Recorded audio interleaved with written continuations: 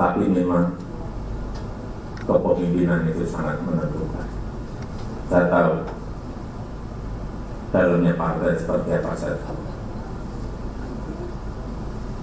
partai-partai seperti apa, saya tahu.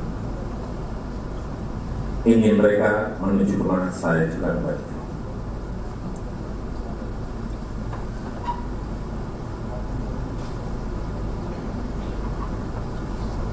Informasi yang saya terima komplit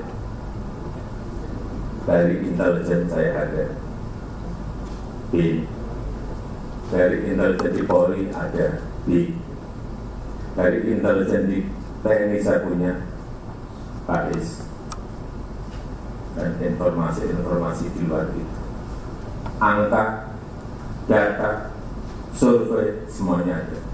Saya pegang semua, dan itu hanya miliknya Presiden.